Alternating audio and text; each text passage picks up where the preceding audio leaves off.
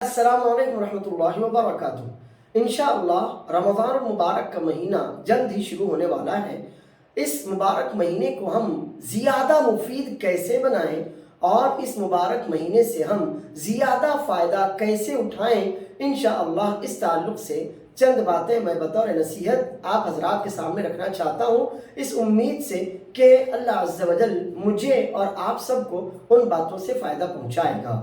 سب سے پہلی بات کہ ہم رمضان المبارک کی اہمیت جانیں، اس مہینے کی قدر کریں۔ بہت سی دفعہ ایسا ہوتا ہے کہ اللہ عز و جل ہمیں کوئی نعمت دیتا ہے لیکن ہم اس نعمت کی قدر نہیں سمجھ پاتے، اس نعمت کی اہمیت نہیں جان پاتے، لہٰذا ہم اسے ضائع کر دیتے ہیں یا خاطر خواہ فائدہ نہیں اٹھا پاتے۔ تو ہم رمضان المبارک کی اہمیت جان لیں، اس کی قدر اپنے دل میں بٹھا لیں کہ یہ مہینہ ہمارے گناہوں کو معاف کروانے کے لیے آ رہا ہے، ہمیں اللہ عز و جل کی رحمت کا، اس کی مغفرت کا مستحق بنانے کے لیے آ رہا ہے، اور یہ مہینہ تمام مہینوں کا سردار ہے۔ رمضان المبارک کی اس قدر کو ہم نے جانا، اس اہمیت کو اپنے دل میں، اپنے دماغ میں بٹھا لیا تو بہت امید ہے کہ ہم انشاءاللہ اللہ عز و جل کی اس نعمت سے بھرپور فائدہ اٹھائیں گے، اسے حقیر نہیں سمجھیں گے، اسے کمتر نہیں سمجھیں گے، اسے ضائع نہیں کریں گے،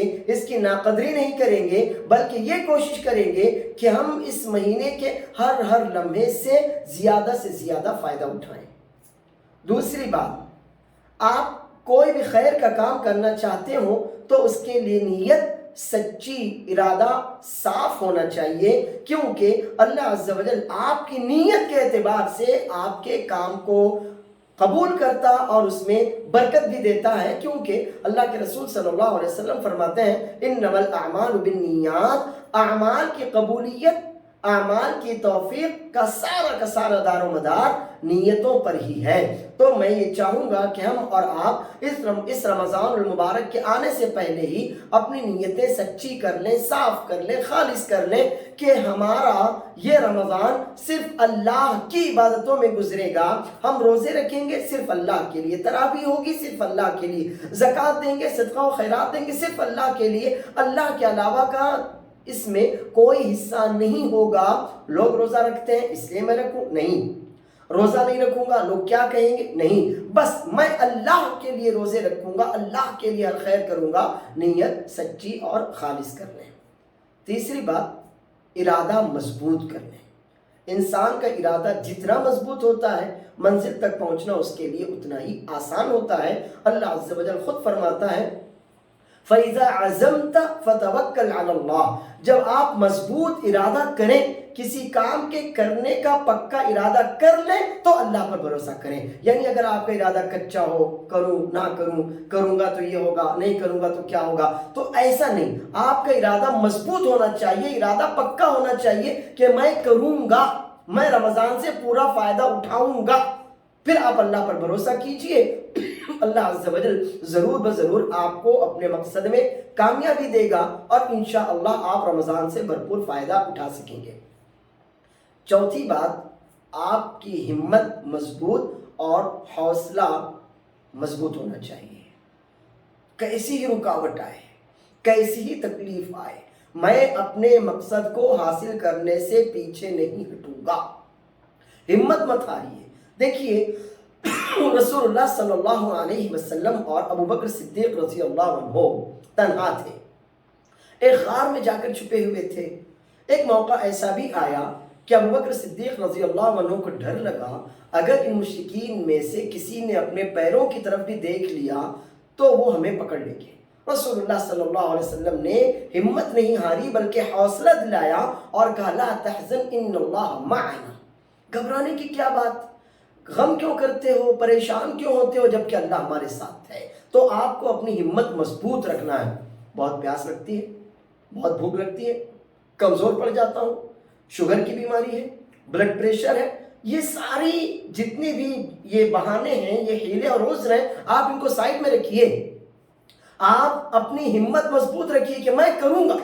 پھر دیکھیے جب بندے کی ہمت ہوتی ہے تو اللہ کی طرف سے بھی مدد आती है और बहुत सी दफ़ा आप जिस काम को नामुमकिन समझ रहे होते हैं, आपकी हिम्मत, आपकी कुव्वत इरादी की वजह से अल्लाह ताला आपको उस काम में कामयाबी दे देता है। तो हो सकता है आप शुगर के मरीज हो, लेकिन रोज़ा रख कर देखें तो सही, उस वक्त तक तो रखने की कोशिश करें जब तक आपसे बर्दाश्त हो सकता हो। ये क्या कि पहले से ही आप अपनी बीमारी का बहाना ले बैठे और बिल्कुल रोज़ा रखने की कोशिश ही ना करें, तो ऐसा ना कीजिए। आप हिम्मत के साथ, हौसले के साथ कोशिश कीजिए और फिर अल्लाह अज़्ज़ व जल के हवाले अपने मकसद को, अपने हदफ को कीजिए। बहुत उम्मीद है कि अल्लाह अज़्ज़ व जल आपकी कोशिश में आपको कामयाबी देगा। पांचवी बात, आपका ये रमज़ान पिछले रमज़ान से ज़्यादा बेहतर होना चाहिए। इसके लिए आपको एक प्रैक्टिकल वर्क बताता हूं और वो है, आप एक चार्ट बनाइए। आप 30 रोज़ों के एतबार से एक चार्ट बनाइए, 2 चार्ट। पहला चार्ट रमज़ान 2021 और दूसरा चार्ट रमज़ान 2022। उस चार्ट में आप 30 रोज़ों के हिसाब से 30 खाने बनाइए और हर रोज़े के नीचे आप कुछ आमाल दर्ज करते चलिए। नंबर 1 रोज़ा, क्योंकि रमज़ान का सबसे अहम काम तो रोज़ा ही है। नंबर 2 फ़र्ज़ नमाजें। नंबर 3 कुरान करीम की तिलावत। नंबर 4 दुआएं। नंबर 5 ज़िक्र व अज़कार। नंबर 6 दीनी महफ़िलों में शिरकत। नंबर 7 सदका व खैरात। नंबर 8 ज़कात। नंबर 9 मेरे ज़रिए किए गए खैर के काम। अब आप ये चार्ट और इस तरह के खाने बनाइए, खाने कम और ज़्यादा भी हो सकते हैं, आप ये खाने बनाइए और उसके बाद आप कंपैरिजन कीजिए कि रमज़ान 2021 पहले रोज़े को मैंने 1 पारे की तिलावत की थी, तो अब रमज़ान 2022 में पहले रोज़े को मुझे 2 पारे की तिलावत करना है। रमज़ान 2021 में मैंने पहले रोज़े को 10 रुपये खर्च किए थे अल्लाह की राह में, इंशाअल्लाह इस बार आप 15 रुपये खर्च करेंगे। इसी तरह एक खाना तरावी का भी हो कि रमज़ान 2021 में मैंने इतनी तरावी में कोताही की थी, इस बार तरावी में कोताही ना हो। तो ये कंपैरिजन वाला चार्ट आप बनाइए, मुकाबला वाला चार्ट आप बनाइए। तो बहुत उम्मीद है कि जब आप अपने पिछले साल के रमज़ान का इस साल के रमज़ान से मुकाबला करेंगे तो आपके दिल में खुद ख्वाहिश पैदा होगी कि मेरा ये रमज़ान पिछले रमज़ान से ज़्यादा अच्छा और ज़्यादा बेहतर हो। जो कोताहियाँ मुझसे पिछले रमज़ान में रोज़ों में, फ़र्ज़ नमाजों में, सदका व खैरात में, दुआओं में, ज़िक्र व अज़कार में, तिलावत कलाम पाक में, तरावी में या इसके अलावा जो कुछ खैर के काम में उनमें हुई थी, आप नोट करते चलिए और उन कोताहियों से अपने आप को बचाने की कोशिश कीजिए। तो इंशाअल्लाह ये चार्ट आपके बहुत काम आएगा और आप रमज़ान से मज़ीद फ़ायदा उठा सकेंगे। और इसके बाद छठा काम जो आपको करना है वो है शेड्यूल बनाना। आप एक शेड्यूल बनाइए, यानी अपने पूरे रमज़ान का टाइम टेबल बना लीजिए कि मुझे फज्र के बाद कुरान करीम की तिलावत करना है, ज़िक्र व अज़कार करना है, हत्ता कि इशराक का वक्त हो जाए, फिर मुझे इशराक की नमाज़ पढ़कर ही बाहर निकलना है। ज़ोहर बाद मुझको आधा घंटा 1 घंटा कुरान करीम की तिलावत करना है, असर बाद मुझको आधा घंटा 1 घंटा दीनी महफिल में शिरकत करना या कुरान करीम की तिलावत करना या ज़िक्र करना या दुआएँ मांगना है। मग़रिब बाद अपने घर वालों को थोड़ा टाइम देना है। इशा के बाद, तरावी के बाद मस्जिद में कुछ देर रुक कर फिर मैं घर जाऊँ और फिर अगर कुछ खाना हो तो खाऊं या फिर जल्दी से मैं सो जाऊं ताकि रात के आखिरी हिस्से में उठकर मैं इबादत कर सकूं। तो इस तरह से आप टाइम टेबल और शेड्यूल बनाइए। इंशाअल्लाह अगर आपका पूरा महीना शेड्यूल रहा, टाइम टेबल के एतबार से रहा, तो आपका वक्त ज़ाय नहीं होगा और आप बिल्कुल वक्त पर, मुनासिब वक्त पर पूरा काम कर लेंगे। और 7वां काम जो हमको और आपको करना है वो है दुआ।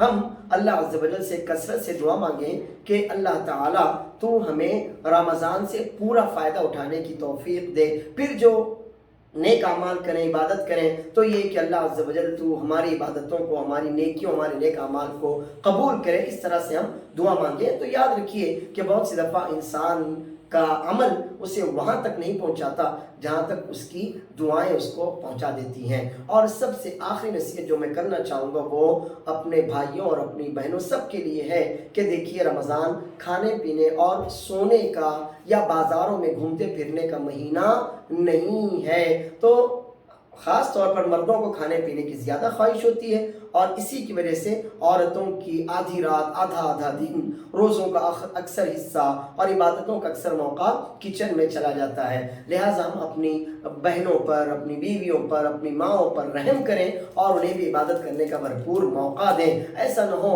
कि वो सहर तैयार करने के लिए 2-2 घंटे लगा दें, ना इबादत कर सकें, ना दुआ कर सकें, इफ्तार के लिए 4-4 घंटे लगा दें, उनकी असर ज़ाय हो जाए, तिलावत कलाम पाक न कर सकें, ज़िक्र न कर सकें, ऐसा ना करें। इसी तरह से बहुत से लोग सोने में दिन गुजार देते हैं, इबादत नहीं करते। तो रोज़े का मतलब सोना तो नहीं है।